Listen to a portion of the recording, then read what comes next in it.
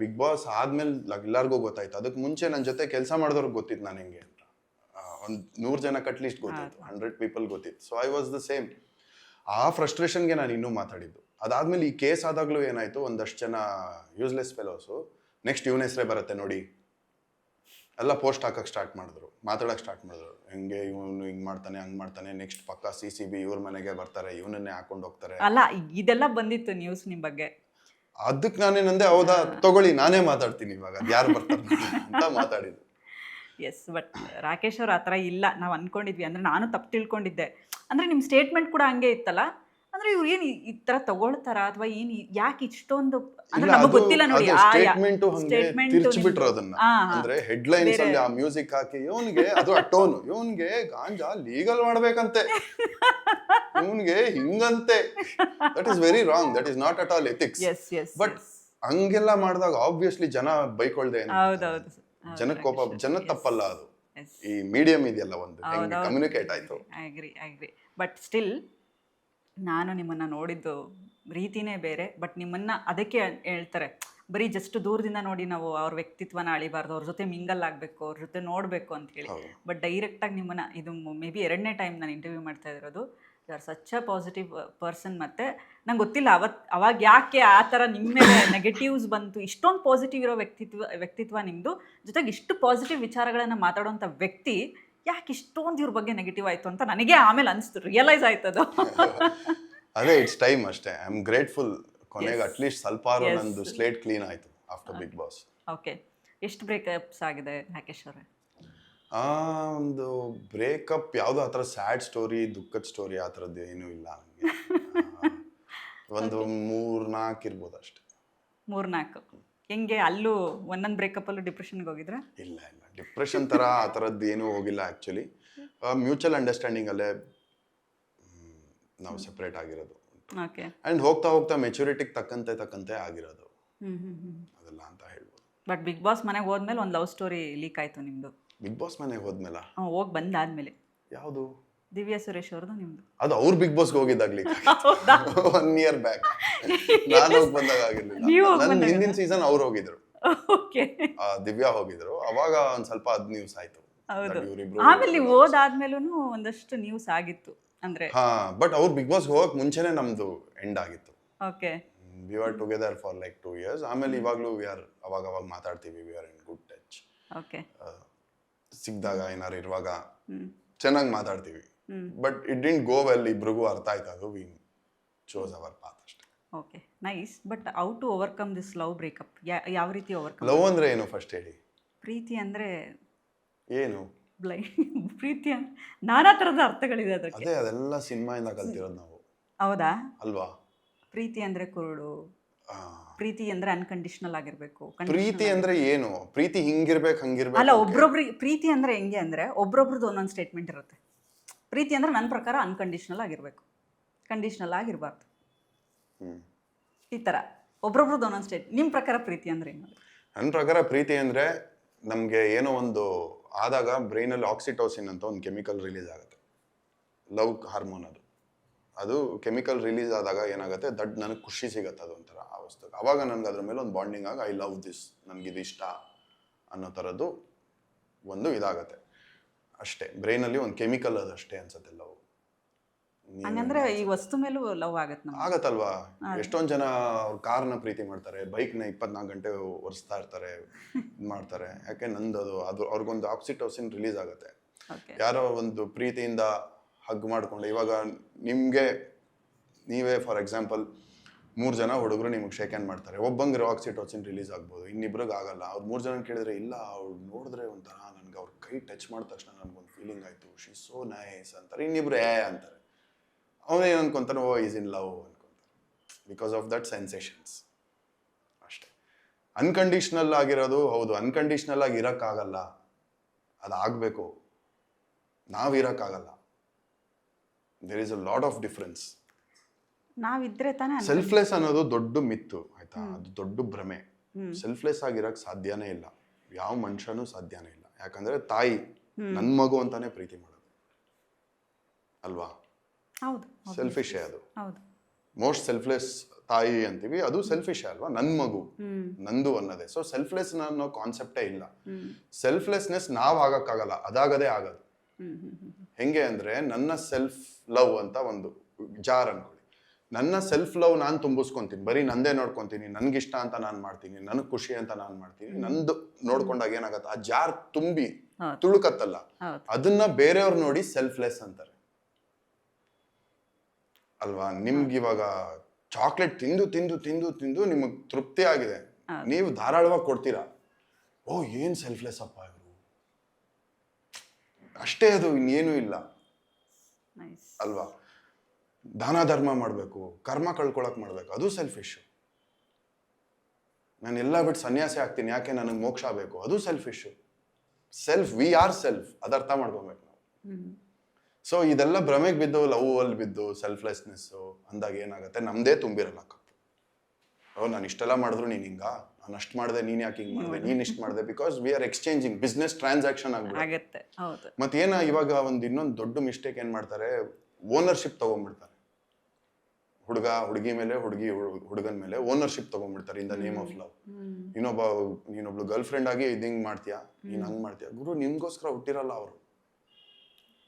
ಅದು ಲವ್ ಅಲ್ವೇ ಅಲ್ಲ, ಅದು ಕಂಟ್ರೋಲಿಂಗ್, ಅದು ಪೊಸೆಷನ್, ಅದು ನಂದು, ನನಗ್ ಬೇಕು ಅಂತ ಗಟ್ಟಿಗೆ ಎಳ್ದು ಇಟ್ಕೊಳ್ಳೋದು, ಅದಲ್ಲ ಲವ್. ಓ ನೀನ್ ಚೆನ್ನಾಗಿರೋದು ನನಗೆ ಖುಷಿನಾ, ನಿಜವಾಗ್ಲೂ ಖುಷಿ ಆಗ್ತಾ ಇದೆ ನಂಗೆ, ಓ ಚೆನ್ನಾಗಿದ್ದಾಳಪ್ಪ, ಸರಿ ಚೆನ್ನಾಗಿದ್ದಾನಪ್ಪ, ಖುಷಿನಾ, ಅದು ನಾ ಸ್ವಲ್ಪ ಲವ್ ಅನ್ಬೋದು. ಯಾಕಂದ್ರೆ ಅಗೇನ್ ದಟ್ ರಿಲೀಸಸ್ ಅಲ್ವಾ. ಸೊ ನಾನು ಯಾವಾಗ್ಲೂ ಹೇಳೋದು, self love first. When you love yourself, then automatically you will become love. ನಿಮ್ಗೆ ಬೇರೆ ಯಾರಿಂದನೂ ಬೇಕಾಗಿರಲ್ಲ, ನೀವು ಬರೀ ಕೊಡ್ತೀರ, ಸಹಜವಾಗದು. ಓ ಹೌದು ಕೊಡ್ಬೇಕು ಅಂದ್ಬಿಟ್ಟು ಕೊಟ್ರೆ 2 ದಿನ ಸುಸ್ತಾಗ್ಬಿಡ್ತೀವಿ.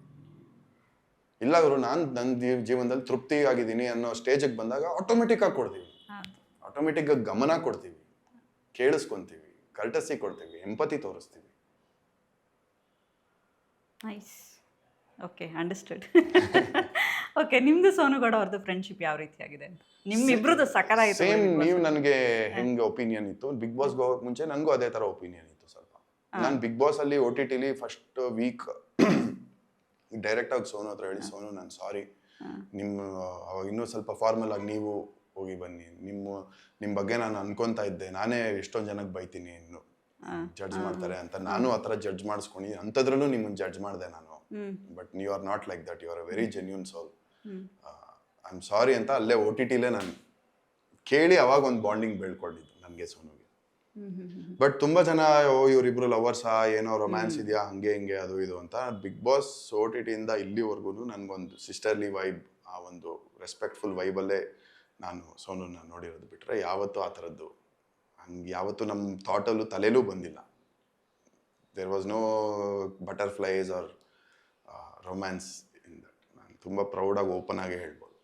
ನಿಮಗಿಲ್ಲದೆ ಇರ್ಬೋದು, ಬಟ್ ಸೋನು ಅವ್ರಿಗೇನಾದರೂ ಆ ಥರದ್ದು ಇಲ್ಲ. ಅಲ್ಲಿ ಬಿಗ್ ಬಾಸ್ ಅಲ್ಲಿ ನೀವೇ ನೋಡಿದ್ರಿ, ಒಂದ್ ಸಣ್ಣ ಪುಟ್ಟ ಪೊಸೆಸಿವ್ನೆಸ್ ಅದು ಇದು ಹಂಗೆಲ್ಲ ಆಗ್ತಾ ಇತ್ತು. ಅಂಡ್ ಅದಲ್ಲೇ ನಾನು ಹೇಳ್ತಾ ಇದ್ದೆ, ನೋಡು ಏನ್ ಲವ್ ಮಾಡ್ತಾ ಇದೆಯಾ, ನಾನು ಬಾಯ್ ಫ್ರೆಂಡ್ ಹಂಗೆಲ್ಲ ಆಡ್ಬೇಡ ಅಂತ.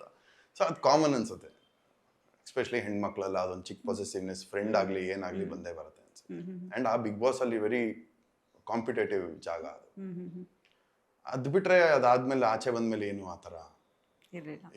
ಓಕೆ, ಬಟ್ ಅವ್ರ ವ್ಯಕ್ತಿತ್ವದ ಬಗ್ಗೆ ಅಥವಾ ಅವ್ರು ಹಾಕುವಂಥ ಡ್ರೆಸ್ಗಳಾಗಿರ್ಬೋದು ಅಥವಾ ಅವ್ರು ಮಾತಾಡೋದಕ್ಕೆ ಭಾಳ ಜನ ನೆಗೆಟಿವ್ ಕಮೆಂಟ್ಸ್ ಹಾಕ್ತಾರೆ.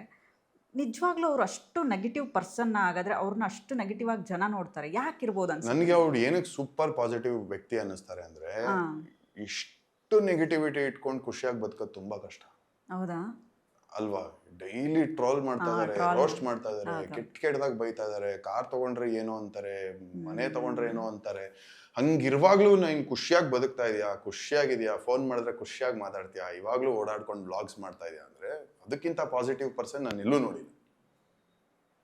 ಹಂಗ್ ನೋಡಿದ್ರೆ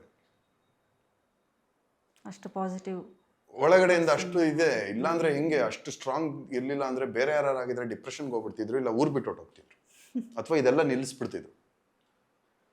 ಅದು ಏನು ಇಲ್ಲದೆ ಓಕೆ ತಪ್ಪಿದ್ಯಾ, ಸಾರಿ ಕೇಳಿದಾಳೆ, ಮೂವ್ ಆನ್ ಆಗಿದ್ದಾಳೆ ಅಂದ್ರೂ ಗಿವ್ ಅಪ್ ಮಾಡಿದೆ, ಓಕೆ. ಐ ಥಿಂಕ್ ಎಲ್ಲರೂ ಹಂಗಿರ್ಬೇಕು, ಹೆದರ್ಕೋಬಾರ್ದು, ಯಾರೇನಂತಾರೆ, ಜಡ್ಜ್ ಮಾಡ್ತಾರೆ, ಗೇಜ್ ಮಾಡ್ತಾರೆ. ನಾವು ಯಾರಿಗೂ ತೊಂದರೆ ಕೊಟ್ಟಿಲ್ವಾ, ಮೋಸ ಮಾಡಿಲ್ವಾ, ಅಥವಾ ರಾಂಗ್ ಎಕ್ಸಾಂಪಲು ಆಗ್ತಿಲ್ವಾ, should not care. I think ಅದನ್ನ ಕಲಿಬೇಕು ಸೋನು. ಅಂದರೆ ಸೋನಿಯಿಂದ ಕಲಿಯೋದು ಇದೆ. ಎಕ್ಸಾಕ್ಟ್ಲಿ. ಇಷ್ಟು ಕ್ರಿಟಿಸಿಸಮ್ ಇಟ್ಕೊಂಡು ಹೆಂಗೆ ಪಾಸಿಟಿವ್ ಆಗಿ ಇರಕ್ಕೆ ಸಾಧ್ಯ? It requires a lot of strength ಅಲ್ವಾ? ಅನಿಸ್ತಿದೆ ಇವಾಗ ನನಗೆ. ಹೌದು, ಎಲ್ಲರೂ ಏನು ಅನ್ಕೊಂಡ್ಬಿಡ್ತಾರೆ ಅಂತಾನೆ ನಾವು ಜಾಸ್ತಿ ಡಿಗ್ನಿಫೈಡ್ ಆಗಿ ಭಯದಲ್ಲೇ ಆಡ್ತೀವಿ. ಒಳ್ಳೆ ಅವ್ರ ಕ್ಯಾರೆಕ್ಟರ್ ತುಂಬಾ ಕಷ್ಟ ಅಂತಲ್ಲ ಪ್ಲೇ ಮಾಡೋದು. ಬಟ್ ಅವ್ರು ಮಾತಾಡೋ ರೀತಿ ಚೆನ್ನಾಗಿಲ್ಲ ಅನ್ಸುತ್ತೆ. ಬಿಕಾಸ್ ಅವ್ರು ಮಾತಾಡೋ ರೀತಿ ಒಂದೊಂದ್ಸಲ ಅಲ್ಲಿ ಇಲ್ಲಿ ಆಗ್ಬೋದು, ಐ ಅಗ್ರಿ. ಅದು ಆ ಪರ್ಸನ್ ಇರೋದೇ ಹಂಗೆ, ವ್ಯಕ್ತಿತ್ವ ಇರೋದೇ ಹಂಗೆ. ಸೊ ಒಂದೊಂದ್ ಕಡೆ ಆಗ್ಬೋದು. ಆದಾಗ ವಾಪಸ್ ರೆಪರ್ಕೇಶನ್ಸ್ ತಗೊಂಡು ಅಪಾಲಜೈಸು ಮಾಡಿದ್ದಾರೆ. ಬಟ್ ಇಂಪ್ರೂವ್ಮೆಂಟ್ ಕಾಣ್ತಾ ಇದೆಯಾ ನೀವು ಹೇಳ್ಬೇಕು, ಗ್ರಾಫ್ ಏನಾರು ಇಂಪ್ರೂವ್ ಆಗ್ತಾ ಇದೆಯಾ ನೀವು ಹೇಳ್ಬೇಕು. ಬಟ್ ಸ್ಟಿಲ್ ನಿಮ್ದು ಸೋನುದು ಸೇಮ್ ಬಾಂಡಿಂಗ್ ಇದೆ. 100% ಸೇಮ್ ಬಾಂಡಿಂಗ್ ಇದೆ. ಏನಾದ್ರು ಕೇಳ್ತಾ ಇರ್ತಾಳೆ, ನಾನು ಏನಾದ್ರು ಹೇಳ್ತಾ ಇರ್ತೀನಿ. ಈ ವಿಷಯಗಳು ಒಂದಷ್ಟು ಡಿಸ್ಕಸ್ ಮಾಡಿದ್ವಿ. ಹುಷಾರಾಗಿ ಮಾತಾಡು, ಸ್ವಲ್ಪ ನೋಡ್ಕೊಂಡು ಮಾತಾಡು. Actually she is very intelligent, ತುಂಬಾ ಜ್ಞಾನ ಇದೆ, ವಿಷಯಗಳು ಗೊತ್ತು. ಮಾತಲ್ಲಿ ಒಂಚೂರು ಹೇಳಿರ್ತಾಳೆ ಅಷ್ಟೇ. ಸೊ ಅದನ್ನೊಂಚೂರು ಚಾನಲೈಸ್ ಮಾಡ್ಕೊಳ್ಳೋದು ಪ್ರಾಕ್ಟೀಸ್ ಮಾಡು ಅಂತ. ಬಟ್ ಎವ್ರಿಥಿಂಗ್ ಟೈಮ್, ಅವ್ರವ್ರ ಟೈಮ್ಗೆ ಅವ್ರವ್ರ ಇದಕ್ಕೆ ಎವಲ್ಯೂಷನ್ ಆಗ್ತಾ ಹೋಗ್ತಾರೆ. ಜಾಸ್ತಿನೂ ಪುಷ್ ಮಾಡಕ್ಕೆ ಹೋಗ್ಬಾರ್ದು. ಬಟ್ ಅವ್ರು ಹೇಳಿದ್ದ ಸ್ಟೇಟ್ಮೆಂಟೇ ನಿಮ್ಮ ಹತ್ರ ಏನಾದ್ರು ಹೇಳಿದ್ರೆ ಎಲ್ಲ ಹುಡುಗರು ಕಳ್ಳನ ಮಕ್ಕಳೇ, ನೀವು ಇನ್ಕ್ಲೂಡಿಂಗ್ ಯು ಅಂತ. ಅದೇ ಇವಾಗ ನಮ್ಗೆ ಗೊತ್ತು ಸೋನು ಹೆಂಗೆ ಅಂತ. ಸೊ ನಾನು ಅಷ್ಟೊಂದು ತಲೆ ಕೆಡಿಸ್ಕೊಂತ ಇರಲಿಲ್ಲ. ಬಟ್ ಆ ಇಂಟರ್ವ್ಯೂ ಬಗ್ಗೆ ಮಾತಾಡ್ಬೇಕಂದ್ರೆ Sujay was a very professional ಆಗಿ ಅವರು ಮೈಕ್ ಇಟ್ಕೊಂಡು ನಿಂತಾಗ ಅವ್ರಿಗೆ ಇಷ್ಟ ಆಗಿಲ್ಲ. ಅಂಡ್ ಅವರು ಸ್ಟ್ರೈಟ್ ಆಗಿ ಹೇಳಿದ್ರು ಅದು ಅಷ್ಟೇ. ಅಲ್ಲಿಗೆ ಬಿಟ್ಬಿಡ್ಬೇಕು, ಅದ್ರ ಬಗ್ಗೆ ಇನ್ನೇನು ತಲೆ ಕೆಡಿಸ್ಕೊಂಡು. ಬಟ್ ಅದ್ರ ಬಗ್ಗೆ ಅವ್ರ ಮೇಲೆ, ಸೋನು ಅವ್ರ ಮೇಲೆ ತುಂಬ ಟ್ರೋಲ್ಸ್ ಆಗ್ತಿದೆ, ಇವಳಿಗೆ ಏನು ಮಾಡೋಕ್ಕೆ ಕೆಲಸ ಅಲ್ವಾ ಹಾಗೆ ಹೀಗೆ ಅಂತ. ಬಟ್ ನಿಜವಾಗ್ಲೂ ಆ ಥರ ಎಲ್ಲ ಥಿಂಕ್ ಮಾಡೋವಂಥ ವ್ಯಕ್ತಿನ ಅವರು, ಅಥವಾ ಅವರು ಇನ್ನೂ ಚೈಲ್ಡಾ, ಮೆಚುರಿಟಿ ಬರಬೇಕಾ ಸೋನುಗೆ? ಅದೇ ಒಳಗಡೆ ವಿಷಯ ತುಂಬಾ ಮೆಚುರಿಟಿ ಇದೆ. ಅಂದ್ರೆ ಸೀರಿಯಸ್ ಆಗಿ ಮಾತಾಡಿದಾಗ ನೀವು ಬಿಗ್ ಬಾಸ್ ಅಲ್ಲೂ ಕೆಲವು ಸಲ ತುಂಬಾ ಸೀರಿಯಸ್ ಆಗಿ ಪ್ರಾಕ್ಟಿಕಲ್ ಆಗಿ ಮಾತಾಡಿರೋದು ಉಂಟು. ತುಂಬಾ ಮನೆಯವರ ಆ ವಿಷಯಕ್ಕೆ ಅಪ್ರಿಷಿಯೇಟ್ ಮಾಡಿದ್ದು ಉಂಟು. ಬಟ್ ಆ ಹುಡುಗಾಟಿಕೆ ಅಂತ ಏನಂತಾರೆ, ಆ ಒಂದು ಕ್ಯಾಶುವಲ್ ಎಕ್ಸೈಟ್ಮೆಂಟ್ ಅಲ್ಲಿ ಮೇ ಬಿ ಒಂದೊಂದ್ಸಲ ಚಾಯ್ಸ್ ಆಫ್ ವರ್ಡ್ಸ್ ರಾಂಗ್ ಆಗ್ಬೋದು. Okay fine. ಬಟ್ ಆ ಸ್ಟೇಟ್ಮೆಂಟ್ ಹೇಳಿದ್ರ ಬಗ್ಗೆ ಬೀಂಗ್ ಏನ್ ಹುಡುಗ ನಿಮಗೇನೋ ಅಲ್ಲ, ಸೋನು ಹೇಳಿದ್ರೆ ನಾನೇನು ತಲೆ ಕೆಡಿಸ್ಕೊಳ್ಳಲ್ಲ ಹಂಗೇಳಿ ಅಂತ. ಅದೇ ಈಗ ನೋಡಿ, ಅದನ್ನೇ ನಿಮ್ ತರನೇ ತಗೋಬೇಕನ್ಸುತ್ತೆ. ತಲೆ ಕೆಡಿಸ್ಕೋಬಾರ್ದು, ಅವ್ರು ಏನೋ ಹೇಳ್ತಾರೆ ಅಂತ ಅದಕ್ಕೆ ರಿಯಾಕ್ಟ್ ಮಾಡಕ್ ಹೋಗ್ಬಾರ್ದು. ನಮ್ಮನ್ನ ರೆಪ್ರೆಸೆಂಟ್ ಮಾಡೋ ಹುಡುಗ ರಿಯಾಕ್ಟ್ ಮಾಡಿದ್ರ ಯಾಕೆ ಅಂತ ಕೇಳಿದ್ರಲ್ಲ, ಆಮೇಲೆ ಸಂಜಾಯಿಷನು ಕೊಟ್ಲ, ಇಲ್ಲ ನಾನು ಆ ತರ ಹೇಳಿದಲ್ಲ ಹಿಂಗೆ ಅಂತ ಹೇಳಿದ್ರಲ್ಲ. Okay, that's so nice. ಮದುವೆ ಯಾವಾಗ ರಾಕೇಶ್? ನೆಕ್ಸ್ಟ್ ಇಯರ್ ಆಗ್ತೀನಿ. ಗೊತ್ತು, ನಾವು ಹುಡುಗಿ ನೋಡಿದೀವಿ already. Okay, next year exclusive ಆಗಿ ತೋರಿಸಿದ್ದಾರೆ ನಂಗೆ ರಾಕೇಶ್ ಅವರು. ಹೇಳಿ ನಿಮ್ಮ ಮದುವೆ ಪ್ಲಾನ್ಸ್ ಬಗ್ಗೆ ಹೇಳಿ. ಹೇಗಿರ್ಬೇಕು ಹುಡುಗಿ? ಅದೇ ಶೋರೂಮ್ ಅಲ್ಲಿ ಕಾರ್ ತಗೊಂಡಂಗೆ ಆಗ್ಬಿಡತ್ತೆ. ಹಿಂಗೆ ಇರಬೇಕು, ಹಂಗೆ ಇರಬೇಕು, ಆ ಥರ ಇರಬೇಕು, ಈ ಥರ ಇರಬೇಕು ಅನ್ನೋದು. ಆ್ಯಂಡ್ ಈ ಮದುವೆ ಅನ್ನೋ ಕಾನ್ಸೆಪ್ಟ್ ನಂಗೆ ಪರ್ಸ್ನಲಿ ಇಷ್ಟ ಇಲ್ಲ. ಯಾಕಂದರೆ ಏನೋ ಒಂದು ಗಂಡ ಹೆಂಡತಿ ಅಂತ ಬಂದ ತಕ್ಷಣ ಅದು already defined rules and responsibilities ಥರ ಆಗ್ಬಿಟ್ಟಿದೆ. ಲಾ ಬುಕ್, ಬೈಲಾ ಥರ ಬಂದ್ಬಿಟ್ಟಿದೆ ಇವಾಗ. ಹೆಂಡತಿ ಅಂದರೆ ಹಿಂಗಿರಬೇಕು, ಗಂಡ ಹಿಂಗೆ ಮಾಡಬೇಕು, ಹೆಂಡತಿ ಗಂಡನ ಸೇವೆ ಮಾಡಬೇಕು, ಗಂಡ ಒಂಥರ ಸುಪೀರಿಯರು, ಹೆಂಡತಿನ ಅವ್ನು ನೋಡ್ಕೋಬೇಕು, ಮನೆ ಅವ್ನು ನಡೆಸ್ಬೇಕು, ಹೆಂಡತಿ ಮನೆ ನೋಡಬೇಕು. ಇವಾಗ ಹಂಗಿಲ್ಲ. ಇವಾಗ ಮೊನ್ನೆ ನಾನು ಮಾತಾಡ್ತಾ ಮದುವೆ ಆಗಿ ಹೆಣ್ಣು ಹೋದಾಗ್ಲೂ, ತವ್ರ ಮನೆ ಬಿಟ್ಟು ಹೋಗುವಾಗ್ಲೂ ಅಳುವಂತ ಪರಿಸ್ಥಿತಿನೂ ಇಲ್ಲ ಇವಾಗ. ಯಾಕಂದ್ರೆ ಇಲ್ಲೇ ಪಕ್ಕದ ಏರಿಯಲ್ಲಿ ಇರುತ್ತೆ, ಅಲ್ಲೇ ಇರ್ತಾರೆ. ಮುಂಚೆ ಅಂದ್ರೆ ಹಳ್ಳಿಗಾಡಿಂದ ಬೇರೆ ಹಳ್ಳಿಗೆ ಹೋಗ್ಬೇಕಿತ್ತು, ಒಂದ್ ಹಳ್ಳಿ ಬಿಟ್ಟು ಇನ್ನೊಂದ್ ಹಳ್ಳಿಗೆ ಹೋಗ್ಬೇಕಿತ್ತು, ಬರಕ್ಕೆ ಚಾನ್ಸ್ ಇಲ್ಲ, ತುಂಬಾ ಫೋನ್ ಇಲ್ಲ, ಅವಾಗ ಅಳು ಬರೋದೇನು. ಸೊ ಅದನ್ನ ಬಿಟ್ಟು ಒಂದು ಪಾರ್ಟ್ನರ್ಶಿಪ್ ಅಂತ ನೋಡಿದಾಗ ನನ್ನಲ್ಲೂ ಕೆಲವು ಟೆಂಡೆನ್ಸಿಗಳಿದೆ. ನನ್ನನ್ನು ಅದನ್ನ ನೀನು ಅಪ್ಲಿಫ್ಟ್ ಮಾಡು, ನಿನ್ನಲ್ಲಿರೋದನ್ನ ನಾನು ಅಪ್ಲಿಫ್ಟ್ ಮಾಡ್ತೀನಿ. ಸಪೋರ್ಟ್ ಆಗಿ, ಅಂದ್ರೆ ನಾನು ಕಸ ಗುಡಿಸ್ತೀನ, ನೀನು ಒರೆಸು, ನೀನು ಅಡುಗೆ ಮಾಡ್ತೀಯ, ನಾನು ತರಕಾರಿ ಹೆಚ್ಚ್ತೀನಿ. ಸೊ ನಾನೇನು ಮೇಲಲ್ಲ, ನೀನು ಏನು ಮೇಲಲ್ಲ. ಯಾಕಂದ್ರೆ ನೀನು ದುಡಿತಾ ಇದೀಯ. ಸೊ ನೀನು ಅಡುಗೆ ಮಾಡೋದು ನಿನ್ನ ಡ್ಯೂಟಿ ಅಲ್ಲ. ದುಡಿತಾ ಇರುವಾಗ ಆ ಥರ ಒಂದು ಪಾರ್ಟ್ನರ್ಶಿಪ್ ಅಂತ ನೋಡಿದಾಗ, ಪಾರ್ಟ್ನರ್ಶಿಪ್ ವಿತ್ ಲಾಯಲ್ಟಿ ನಾನು ನಂಬೋದು. ಅದನ್ನ ಅವ್ರಿಗೆ ಸ್ಲೋ ಆಗಿ ಅರ್ಥ ಮಾಡಿಸ್ತಾ ಇದ್ದೀನಿ. ಒಂದು 30% ಹೋಗಿದೆ ತಲೆಗೆ, ಇನ್ನೊಂದು 70% ಹೋಗ್ಬೇಕು. ಹುಡುಗಿ ಸಿಕ್ಕಿದಾರ ಆಲ್ರೆಡಿ. ಅದೇ ಅವ್ರಿಗೆ ಅರ್ಥ ಮಾಡಿಸ್ತಾ ಇದ್ದೀನಿ. ಆ ಹುಡುಗಿಗೆ ನಾವು ನೋಡಿದೀವಿ, ಆದ್ರೆ ಅವರು ಕ್ಯಾಮ್ರಾ ಮುಂದೆ ತೋರಿಸೋ ಆಗಿಲ್ಲ ಅಷ್ಟೇ. So good partnership with loyalty ಇದ್ರೆ I think it will be beautiful. ಹೆಂಗೆ ನಾವು ಫ್ರೆಂಡ್ಸ್ ಜೊತೆ ಇರ್ತೀವಿ ರೂಮ್ ಮೇಟ್ಸ್ ಆಗಿ, ಹಂಗೆ ಇರ್ತೀವಲ್ವಾ, ಶೇರ್ ಮಾಡ್ಕೊಂಡು ಸಪೋರ್ಟ್ ಮಾಡ್ಕೊಂಡಿರ್ತೀವಿ, ಜಾಸ್ತಿ ಡ್ರಾಮಾ ಇಲ್ಲ. ಯಾವಾಗ ಲವ್ ರಿಲೇಶನ್ಶಿಪ್ ಅಂತೆಲ್ಲ ತರ್ತೀವಿ ಹೌದು ಸ್ಟಾರ್ಟ್ ಆಗತ್ತೆ ಅಲ್ಲಿ. ಬಿಟ್ಟೇ ಬಿಡಿ ಆ ವರ್ಡ್ ಅಂತೀನಿ ನಾನು. ರಿಲೇಶನ್ಶಿಪ್ನ ನಾವು ಪ್ರೊಟೆಕ್ಟ್ ಮಾಡಬೇಕು, ರಿಲೇಶನ್ಶಿಪ್ನ ಬೆಳೆಸ್ಬೇಕು, ಆಯ್ತು ಬಿಟ್ಟೇ ಬಿಡಿ ರಿಲೇಶನ್ಶಿಪ್. ಖುಷಿಯಾಗಿರಿ ಜೊತೆಯಲ್ಲಿ. ಯಾಕೆ ಹೆಸರಿಡ್ತೀರಾ ಅದಕ್ಕೆ? ಹೆಸರಿಟ್ಟು ಲಿಮಿಟ್ ಯಾಕೆ ಮಾಡ್ತೀರಾ ಅದನ್ನ? ಖುಷಿಯಾಗಿರಿ, ಲಾಯಲ್ ಆಗಿರಿ physically, it is important. So ನಿಮಗೆ ಬೇಕಾದಂಥ ಹುಡುಗಿ ಆಲ್ರೆಡಿ ಸಿಕ್ಕಿದ್ದಾರೆ ಹಾಗಾದ್ರೆ? ಹೌದು, ನನಗೆ ಬೇಕಾಗಂತ ಅಂದರೆ ನನಗೆ ಬೇಕಾಗಿದ್ದಕ್ಕಿಂತ ನನಗೆ ಅವಶ್ಯಕತೆ ಇರೋವಂಥವ್ರು ಸಿಕ್ಕಿದ್ದಾರೆ ಅನ್ಸುತ್ತೆ. ಅಂದರೆ ನಾನು ಒಬ್ಬ ಬೆಟರ್ ಪರ್ಸನ್ ಆಗೋಕ್ಕೆ ಯಾವ ಥರ ಬೇಕೋ ಆ ಥರ ಪರ್ಸನ್ ಸಿಕ್ಕಿದ್ದಾರೆ ಅನ್ಸುತ್ತೆ. ನೈಸ್. ಮದುವೆ ನೆಕ್ಸ್ಟ್ ಇಯರ್? ಹೌದು. ಗ್ರ್ಯಾಂಡಾಗಿ ಆಗಬೇಕು ಅಂತನಾ ಅಥವಾ ಇದೇ ಥರ? ನನಗೆ ತುಂಬ ಸಿಂಪಲ್ ಆಗಿ ಆಗ್ಬೇಕಂತ ಇಷ್ಟ, ಬಟ್ ಹೆಣ್ಮಕ್ಳಿಗೆ ಆಸೆ ಇರುತ್ತಲ್ವಾ. ನಿಮ್ಮ ಹುಡುಗಿಗೆ ಆಸೆ ಇದೆ ಹಾಗಾದ್ರೆ? ಹೌದು, ಅದು ಡಿಸ್ಕಷನಲ್ಲಿ ಇದೆ ಒಂದು ಸ್ವಲ್ಪ. ಅವ್ರ ಆಸೆನೂ ನಮ್ಮ ಆಸೆನೂ ಎರಡು ಸೇರಿಸಿ ಕಾಮನ್ ಗ್ರೌಂಡಲ್ಲಿ ಏನಾದ್ರು ವರ್ಕೌಟ್ ಮಾಡ್ಕೊಳ್ಳೋಣ ಅಂತ ಇದೆ.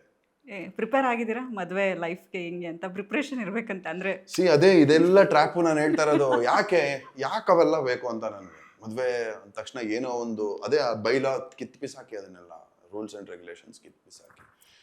ನಾನು ಒಂದೇ ಹೇಳೋದು, ನಾನು ಎಷ್ಟು ಆಫರ್ ಮಾಡಬೇಕು ಫೈನಾನ್ಷಿಯಲಿ ಟೇಬಲ್ ಮೇಲೆ, ಅದು ಹೆಂಗೆ, ಅದರ ಕ್ಲಾರಿಟಿ ಇದೆಯಾ, ಲಾಯಲ್ಟಿ ಇದೆಯಾ, ಸಾಕಲ್ವಾ. And don't treat her like housekeeper. ಅಥವಾ ನೀವು ಡೂ ಶೇರ್ ಯುವರ್ ಜಾಬ್. ಇಬ್ರು ಕೆಲಸ ಮಾಡ್ತೀರಾ, ಇಬ್ರು ಶೇರ್ ಮಾಡ್ಕೊಳ್ಳಿ ಜಾಬ್ನ. ರೂಮ್ಮೇಟ್ಸ್ ಥರ ಇರಿ ಖುಷಿಯಾಗಿ. ರೂಮ್ಮೇಟ್ಸ್ ವಿತ್ ರೊಮ್ಯಾನ್ಸ್ ಅಷ್ಟೇ. ರೂಮ್ಮೇಟ್ಸ್ ವಿತ್ ರೊಮ್ಯಾನ್ಸ್ ಅಷ್ಟೇ. ಏನು ಇಷ್ಟ ಆಯಿತು ಕ್ವಾಲಿಟಿ ಅವರಲ್ಲಿ ನಿಮಗೆ? ನನ್ನನ್ನು ಏನೇನಿಲ್ವೋ ಅವರಲ್ಲಿದೆ ಅಷ್ಟೇ. ಅಂದರೆ ನಾನು ಸ್ವಲ್ಪ ಜಾಸ್ತಿ ಓಡಾಡೋ ಅಂಥ ವ್ಯಕ್ತಿ ಅಲ್ಲ, ಜಾಸ್ತಿ ಮಿಂಗಲ್ ಆಗೋವಂಥ ವ್ಯಕ್ತಿ ಅಲ್ಲ, ಜಾಸ್ತಿ ಸೋಷಿಯಲೈಸ್ ಸ್ವಲ್ಪ ಕಮ್ಮಿನೇ ನಾನು. ಅವ್ರು ಪಕ್ಕಾ ಆಪೋಸಿಟ್. ಸೊ ಅವ್ರ ಜೊತೆ ಇದ್ದಾಗ ಜಾಸ್ತಿ ಓಡಾಡೋಕ್ಕೆ ಸ್ಟಾರ್ಟ್ ಮಾಡಿದ್ದೀನಿ, ನಾನು ಟ್ರಾವೆಲ್ ಮಾಡೋಕ್ಕೆ ಸ್ಟಾರ್ಟ್ ಮಾಡಿದ್ದೀನಿ. ಅವ್ರು ಒಂದು ಕಡೆ ಕೂರಲ್ಲ, ಅಲ್ಲಿ ಇಲ್ಲಿ ವೆರಿ ಹೈಪರ್ ಎನರ್ಜಿ.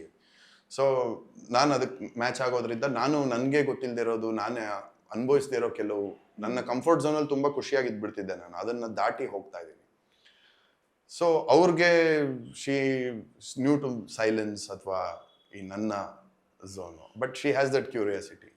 ಸೊ ಇಬ್ಬರು ಒಬ್ಬರಿಂದ ಒಬ್ಬರು ಇನ್ಫ್ಲೂಯೆನ್ಸ್ ಆಗಿ ಇಬ್ಬರು ಅವ್ರವ್ರು ನಮ್ಮ ಕಂಫರ್ಟ್ ಝೋನ್ ಬಿಟ್ಟು ಅಡಾಪ್ಟ್ ಮಾಡ್ಕೋತಾ ಇದೀವಿ ಅಂತ. ಓಕೆ, ಮನೇಲೆಲ್ಲ ಮಾತಾಡಿದ್ದಾರೆ ಹಾಗಾದರೆ? ಹಾಂ. ನೈಸ್ ರಾಕೇಶ್ ಅವರೇ. ಇನ್ನು ವಾಲ್ಗ ಉಲ್ಸೋದು ಒಂದೇ ಬಾಕಿ. ಮದುವೆ ಊಟ ಹಾಕಿಸ್ತಾರೆ ಹಂಗಂದ್ರೆ ನೆಕ್ಸ್ಟ್ ಇಯರ್? ಹೌದು. ನೀವು ಮಾತಾಡೋದು ನೋಡಿ ಏನು ಅನ್ಕೊಂಡಿದ್ದೆ ಗೊತ್ತಾ, ಲಾಸ್ಟ್ ಟೈಮು ಇವ್ರಿಗೆ ಹುಡುಗಿ ಸಿಗ್ತಾರಾ, ಇಷ್ಟೊಂದು ಸ್ಪಿರಿಚುವಲ್ ಕನೆಕ್ಟ್ ಕೆಲವರು ಅನ್ಕೋತಾರೆ, ಅಯ್ಯೋ ನನಗೆ ಏನೂ ಬೇಡಪ್ಪ ಸ್ಪಿರಿಚುವಲ್ ಇದಕ್ಕೆ ಜರ್ನಿಗೆ ಕನೆಕ್ಟ್ ಆಗ್ಬಿಡ್ತೀನಿ ನಾನು ಅಂತೆಲ್ಲ ಹೇಳ್ತಾರೆ. ಬಟ್ ನೀವು ಸ್ಪಿರಿಚುವಲೆಲ್ಲ ಮಾತಾಡ್ದಾಗ ನೋಡಿದಾಗ ನನಗೆ ಹಂಗೆ ಅನಿಸಿದ್ದು. ಬಟ್ ಒಪಿನಿಯನ್ಸ್ ಚೇಂಜ್ ಆಯ್ತಾ ರಾಕೇಶ್ ಅವರು ನಿಮಗೆ? ಇಲ್ಲ, ನಾನು ಅವತ್ತು ನಿಮ್ಗೆ ಹೇಳಿದ್ದೆ ಅನ್ಸುತ್ತೆ, ನನಗೆ ಯಾವಾಗ ಅನ್ಸುತ್ತೋ ಅವಾಗ ಆಗ್ತೀನಿ ಅಂತ. ಬಟ್ ಅದೇ ಸ್ಪಿರಿಚುವಲ್ ಅಂದ ತಕ್ಷಣ ಎಲ್ಲ ಬಿಟ್ಟು ಹೋಗೋದು, ನಾನು ಹೇಳಿದ್ನಲ್ಲ, ದೊಡ್ಡ ಮಿತ್ ಅದು. ಹೌದು, ಅಂದರೆ ಈಗ ಸನ್ಯಾಸಿ ಅಂದರೆ ಅವ್ರು ಏನೂ ಮದುವೆ ಆಗಿರಬಾರ್ದು, ಅವ್ರಿಗೆ ಈ ಥರದ್ದೆಲ್ಲ ಒಂದು ಸರ್ಟನ್ ಇದಿರುತ್ತೆ.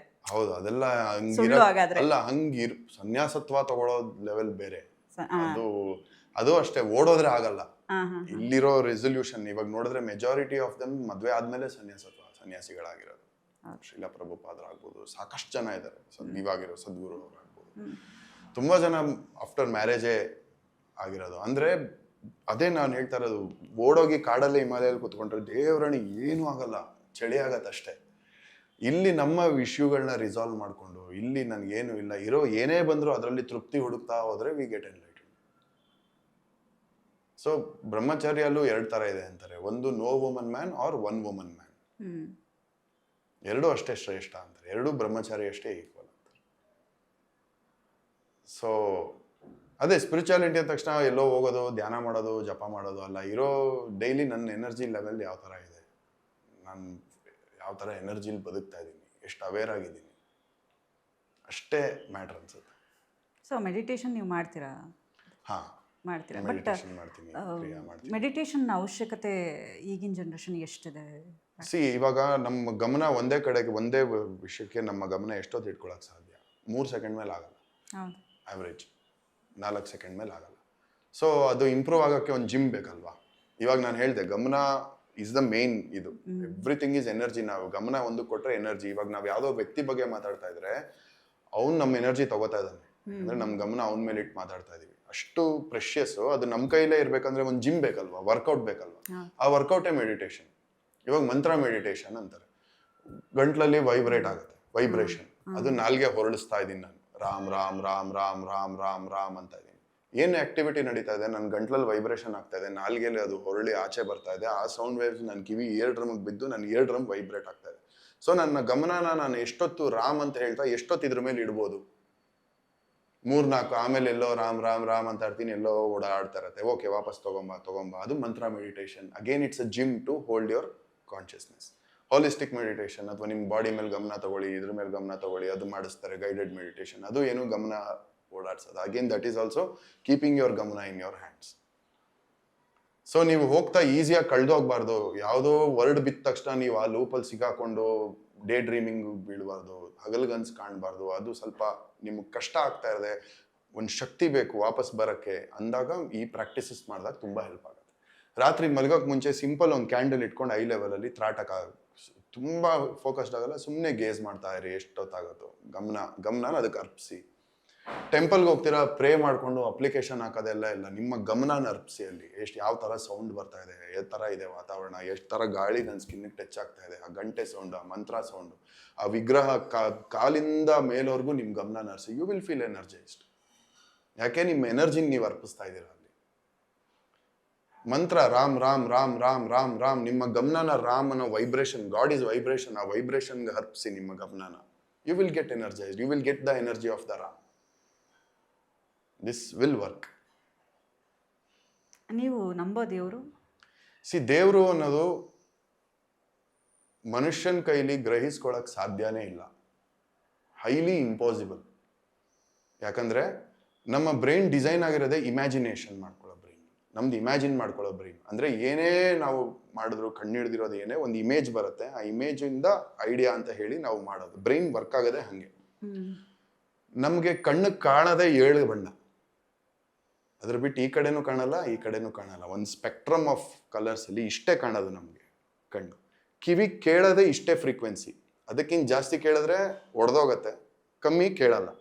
ಸೊ ಇಷ್ಟೇ ಕಾಣಿಸ್ಕೊಂಡು, ಇಷ್ಟೇ ಕೇಳಿಸ್ಕೊಂಡು ಈ ಇಮ್ಯಾಜಿನ್ ಬ್ರೈನಲ್ಲಿ ಇಡೀ ಯೂನಿವರ್ಸ್ನ ಕ್ರಿಯೇಟ್ ಮಾಡಿರೋದನ್ನ ಹೆಂಗ್ ಗ್ರಹಿಸ್ಕೊಳಕ್ ಸಾಧ್ಯ?